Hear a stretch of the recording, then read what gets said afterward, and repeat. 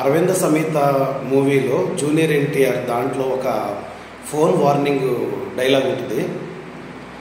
ఒక మగాడు ఒక ఆడదాన్ని చరిస్తే ఎలా ఉంటుందో నీకు తెలుసు, అదే ఒక మగాడు ఇంకో మగాడిని చరిస్తే ఎలా ఉంటుందో నేను నీకు చూపిస్తానే ఒక డైలాగ్ ఉంటుంది. అట్లాగే జనరల్గా ఒక ప్లాంట్ని ఏదైనా ఒక హెర్బీవర్ వచ్చి తింటుంది, అది కామన్.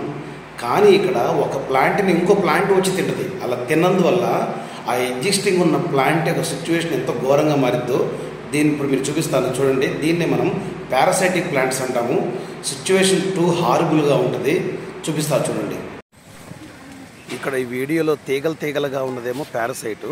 ఆ తీగలుగా ఉన్నది చాలా చిన్నగా ఉంది, కానీ ఆ పెద్ద చెట్టుని ఎట్లా తినేస్తుందో చూడండి. ఆ చెట్టు మొత్తాన్ని పట్టేసుకుంది, గట్టిగా బాగా పట్టేసుకుని వదలట్లా. ఆ పెద్ద చెట్టు మీద తిని బతుకుతుంది పారాసైట్ లాగా. ఆ పెద్ద చెట్టు చివరికి తినగా పెద్ద చెట్టు ఎలా అయిపోయిందో చూడండి, ఎండిపోయింది. కొమ్మలన్నీ కూడా బాగా డ్రై అయిపోయినాయి, ఎండిపోయినాయి. అది చనిపోయే సిచ్యువేషన్కి వచ్చింది. చూడండి, కొమ్మలన్నీ ఎండిపోతున్నాయి బ్యాక్ సైడ్ నుంచి.